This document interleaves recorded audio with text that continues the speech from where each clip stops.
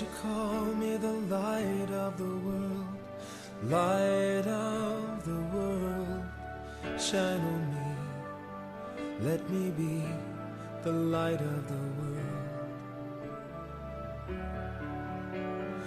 Lord, you call me the light of the world. 자, 인류의 역사를 보면 힘을 가진 자가 힘이 없는 자를 지배하는 그런 역사라고 볼 수가 있어요.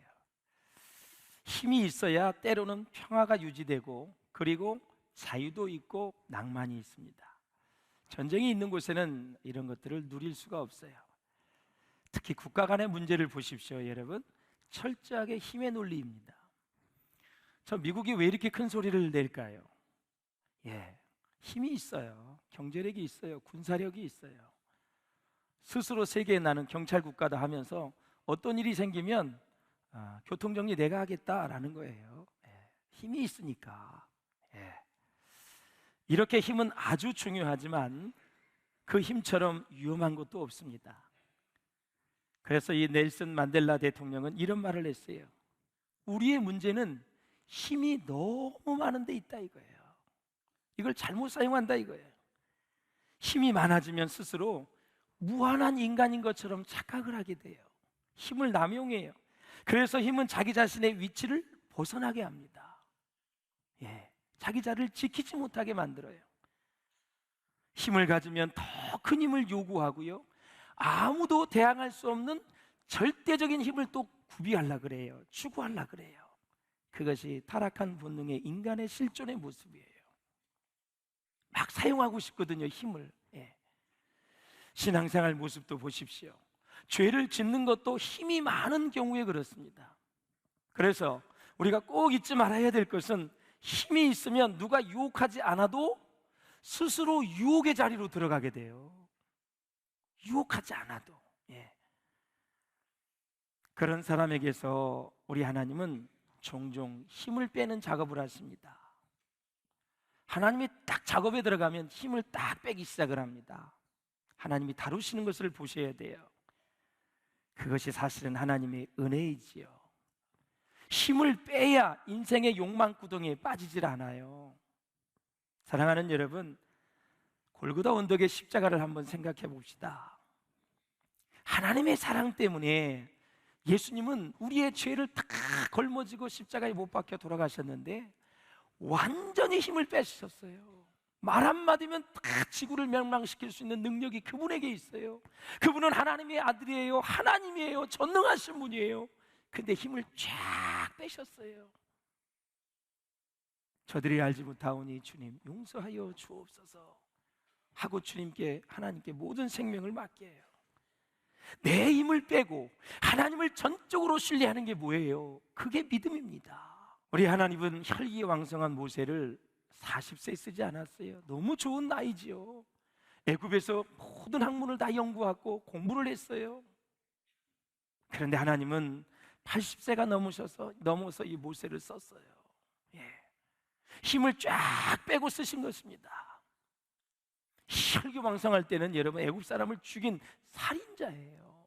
너무 힘이 많아요. 힘이 많으니까 하나님을 의지하지 않고 자기 힘으로 하려고 그래요.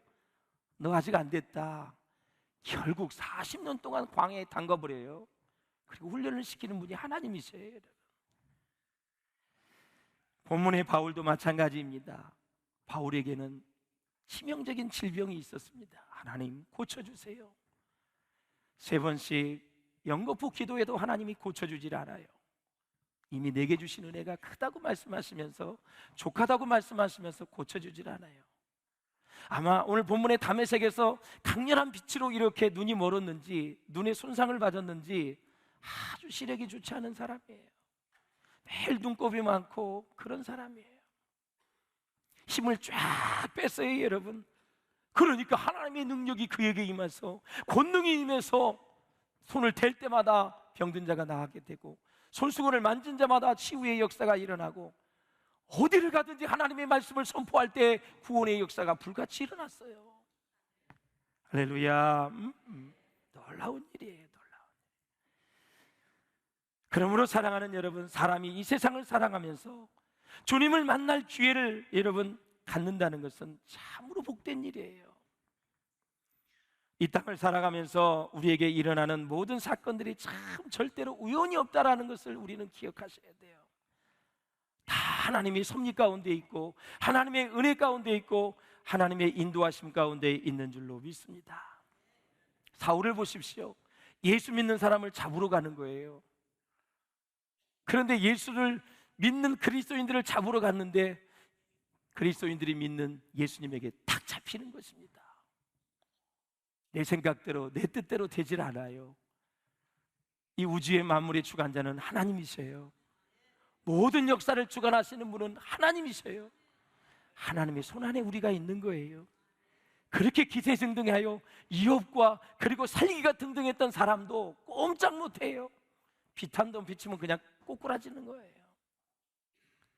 사랑하는 성도 여러분, 이렇게 다메섹 도상에서 강렬한 하늘로부터 빛을 받았던 바울, 영원하신 하나님 예수를 거기서 만나게 됩니다. 그의 인생이 축복을 받은 거지요. 그런데 영원하신 예수님을 만나게 되면 어떤 현상이 일어나느냐? 내 인생에 일어나는 사건들이 이해가 되어지고 해석이 되어진다라는 사실이에요. 영혼이라는 개념은 과거, 현재, 미래를 다 포함하고 있는 거예요. 그러니까 영원하신 예수님을 만나니까 자기의 과거가 해석이 되어져요. 이야, 태초에 나를 택하신 하나님, 태초부터 창세전에 나를 예정하신 하나님, 이게 막 깨달아지는 거예요. 그들의 오늘의 현재 하나님의 은혜로 미래의 소망을 가지고 꼭 성령이 충만하고 주님 만나면 그분은 우리에게 하나님 나라 확장을 위한 비전을 주신다니까요. 성령 충만은 반드시 하나님의 사명으로 이어지게 되어 있어요.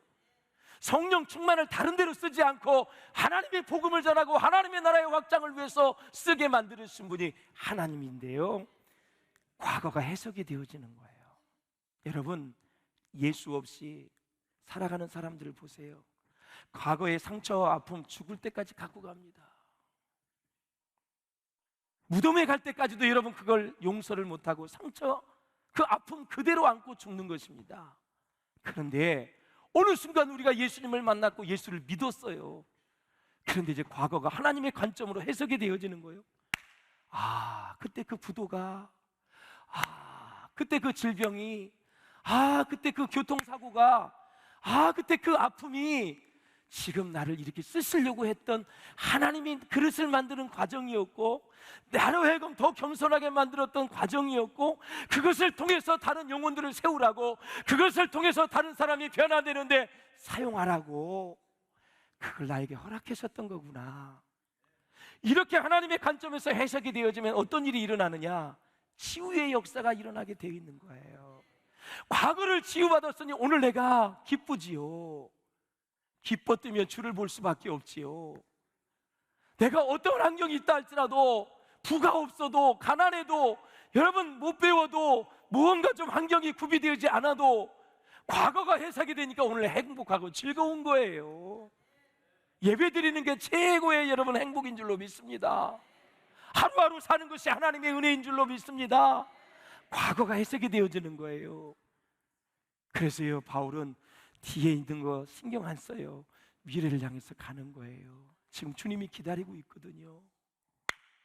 그 주님 생각하면서 32년 동안 빡세게 주님 앞에 일했어요. 그리고 순교를 했어요. 여러분, 사랑하는 여러분, 자, 어제의 박해자를 오늘의 형제로 만드시는 하나님, 어제의 여러분 핍박자를 위대한 사도로 만드시는 하나님, 그 하나님 매력 있지 않습니까? 여러분, 그 하나님을 찬양하지 않을 수밖에 없는 거예요. 저와 여러분이 여기까지 온 것은 다 하나님의 은혜인 줄로 믿습니다. 하나님은 사울이 다메섹에 가는 도중에 예수님을 만나게 하고, 하나님은 동시에 아나니아를 만나서 사울에게 가서 안수를 하라 그래요. 이것이 하나님의 일하심의 양동 작전이에요. 하나님은 사울을 변화시키기 위해서 한 사람을 준비했는데 바로 누구예요? 아나니아예요. 한번 보세요. 10절을 읽겠습니다. 시작. 그때 다메섹에 아나니아라는 제자가 있더니 주께서 환상 중에 불러 이르시되 아나니아야 하시거늘 대답하되 주여 내가 여기 있나이다 하니 그랬습니다. 예. 우리 하나님은 사람을 바꾸시는 일에 굉장히 관심이 많으신 분이에요. 사람을 변화시키는 일에 하나님은 굉장히 집중하시는 분이에요. 저 역시 주님의 부름을 받아 평생토록 하고 싶은 일이 하나 있어요. 사람을 변화시키는데 좀 쓰임을 받고 싶은 거예요. 저와 여러분도 그런 소망이 있기를 주의 이름으로 축원합니다. 사랑하는 여러분, 사실 사람이 물과 성령으로 거듭나서 변화되지 않으면 온전하게 주님께 쓰임받을 수가 없어요. 저는 평생 목회 현장을 보면서 깨닫는 게 하나가 있어요. 무엇이냐? 바로 변화된 사람만이 다른 사람을 변화시키는데 쓰임받을 수 있다라는 사실이에요. 다메섹에서 사울이 주님을 만나 변화되는데요, 다메섹은 예루살렘에서 몇 킬로 떨어져 있다 그랬죠? 240km 떨어져 있다 그랬어요. 삼면이 다 산으로 되어 있어요. 해발 671m입니다. 아주 고원 도시예요. 그러면 인구는 얼마나 될까요? 다메섹이 5만 명 정도 된다 그래요. 몇 명? 5만 명. 근데 그 인구가 다메섹에 있는 인구가 아니라 유대인들의 인구예요. 그것보다 훨씬 많겠지요. 많이 갔지요. 그렇게 핍박이 심한 거예요. 그런데 더 놀라운 것은 역사가 요세푸스에 의하면 AD 66년 로마 황제, 여러분 네로의 박해 때에 몇 명이 순교를 당했냐면 무려 1,500명이 순교를 당했다라는 거예요. 5만 명 중에 1,500명이 순교를 당한 거예요. 그 도시가 바로 다메섹이고 지금은 성지로 남아있지요. 사랑하는 우리 성도 여러분, 이렇게 바울이 다메섹으로 갈 때 하나님은 양동작전을 해서 한쪽은 사울을 만나주시고 한쪽은 아나니아를 준비하는 그러한 하나님의 일하심을 우리가 볼 수가 있어요. 사랑하는 여러분, 사울과 아나니아는 서로 모르는 사람이에요. 전혀 안면이 없는 사람이에요. 그런데 하나님 앞에 순종하니까 두 사람이 만나서 한 사람은 세계적인 목회자, 선교사가 되어지고 한 사람은 그 사람을 만드는 데 있어서 놀라운 또 역할을 감당하게 됐지요. 그러므로 사랑하는 여러분, 하나님은 사울을 교회를 위한 일꾼으로 만드시고 아나니아는 사울이 하나님 앞에 변화되어 큰 일꾼이 되는데 그 역할을 감당하는 거예요. 이렇게 사람을 변화시키는데 우리가 쓰임받는 것보다 행복한 일이 없어요. 여러분 까닭에 구원을 받아 하나님의 자녀가 되는 사람이 많아지기를 바라고, 여러분 까닭에 여러분 변화받지 못할 사람이 새롭게 물과 성령으로 거듭나서 하나님의 사람으로 변화되는 은혜의 역사가 있기를 주의 이름으로 축원을 드립니다. 자, 보세요. 바울은 시력을 잃었어요. 9절을 한번 읽어보겠습니다. 시작. 사흘 동안 보지도 못하고 먹지도 마시지도 아니하니라. 자, 아나니아가 안수하면 너의 시력이 회복될 거라고 주님이 말씀하셨어요. 그런데요, 한번 사울의 입장으로 가봅시다. 안수를 했는데 눈이 안 떠져요. 1시간이 지나도, 5시간이 지나도, 하루가 지나도, 이틀이 지나도 눈이 안 떠져요. 얼마나 초조할까요? 얼마나 힘들까요? 사울이 눈이 안 보여요. 아, 평생 맹인이로 사는구나. 얼마나 초조했을까요? 그러면 그때 사울은 뭐를 했을까요? 3일 동안. 아, 여러분, 눈이 못 보지요. 금식하고 있지요. 기도하고 있지요. 그때 자기의 재산이 생각날까요? 자기의 재테크가 생각날까요? 자기 했던 사업이 생각날까요? 가족이? 천만의 만만의 말씀. 사람은 완전히 코너에 몰리면 내 존재를 생각하게 되어 있는 거예요.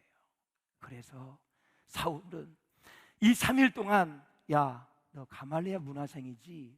학력을 내려놨어요. 로마의 시민권을 내려놨어요.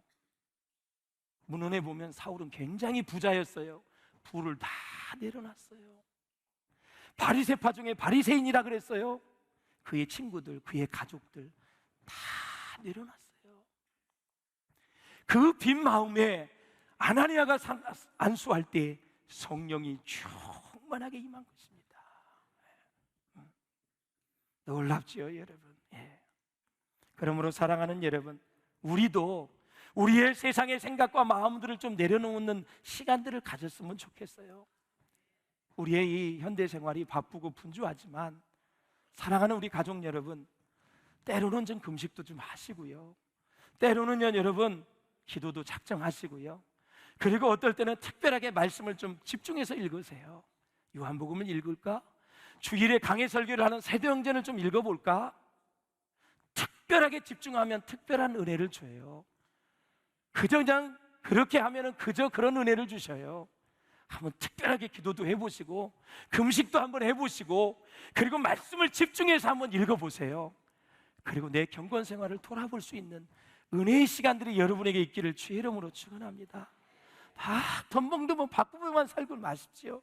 내 영혼을 날마다 돌아보시면서 하나님 앞에 나아가시는 저와 여러분 될 수 있기를 주의 이름으로 축원을 드립니다.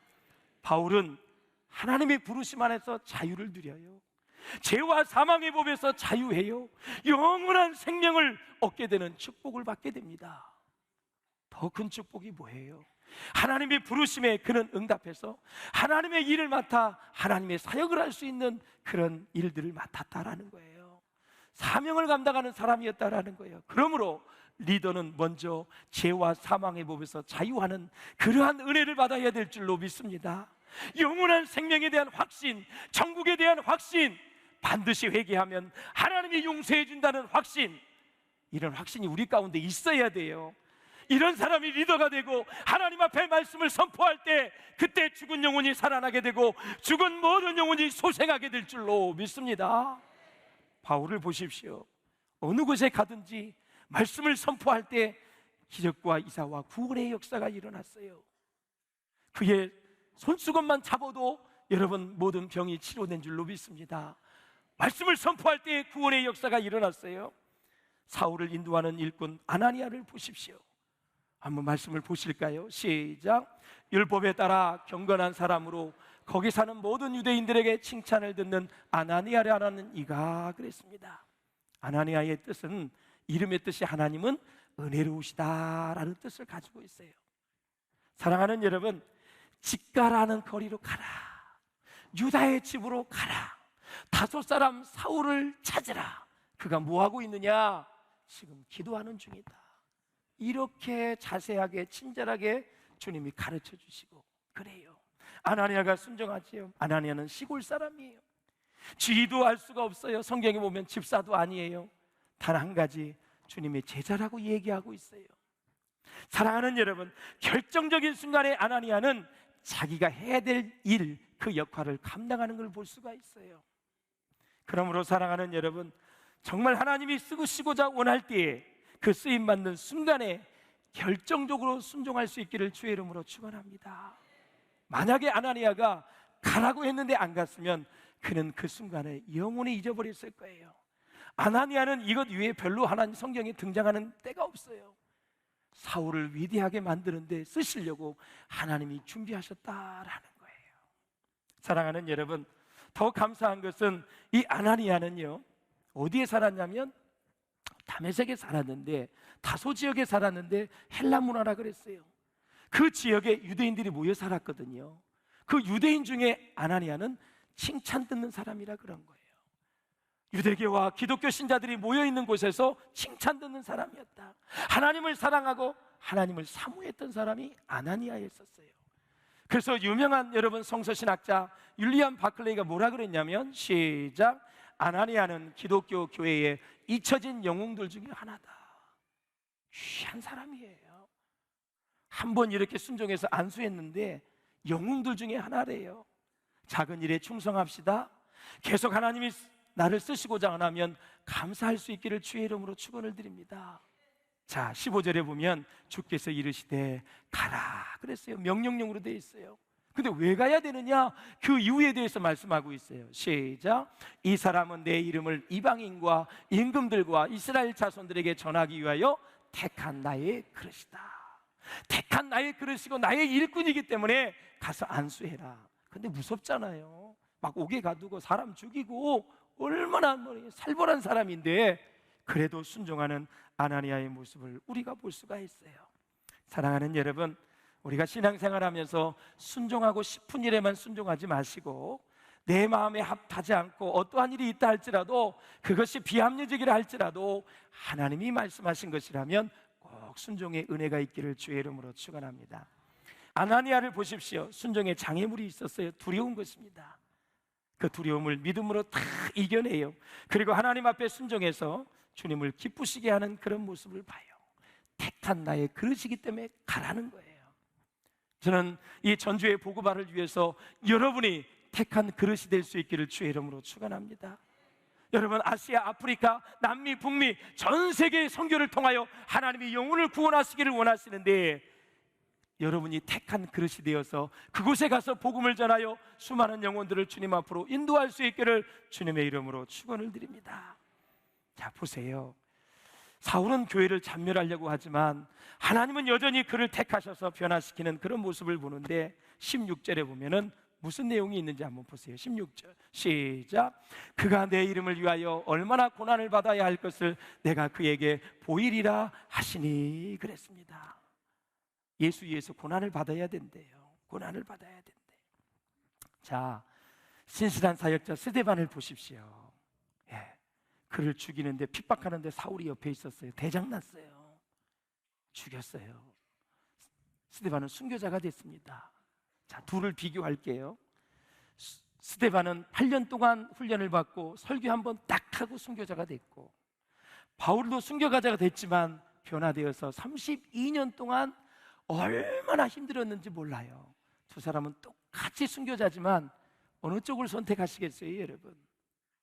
자, 선택을 하는데 쉽게 제가 설명을 드릴게요. 바울의 인생입니다.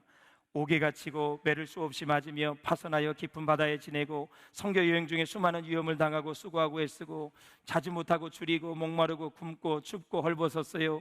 모든 교회를 위하여 염려하는 그런 운명. 아직도 날마다 내 속에 눌리는 일이 있으니 교회를 염려했어요. 그는 29세에 회심을 하고 61세에 순교를 당했습니다. 사실 스데반이 그 일을 해야 되는데 스데반을 죽였어요. 결국 하나님이 부르셔서 그 일들을 자기가 감당하는 모습을 봐요. 사랑하는 여러분, 그냥 따박따박 순종해서 말씀에 붙들림 받아서 순탄하게 길을 갈 수 있기를 주의 이름으로 축원합니다. 자, 보세요. 아나니아가 이제 사울에게 안수하는데 17절을 한번 보시길 바랍니다. 시작. 아나니아가 떠나 그 집에 들어가서 그에게 안수하여 이르되, 형제 사울아, 주 곧 내게 오는 길에서 나타나셨던 예수께서 나를 보내어 너로 다시 보게 하시고 성령으로 충만하게 하신다 하니 그랬습니다.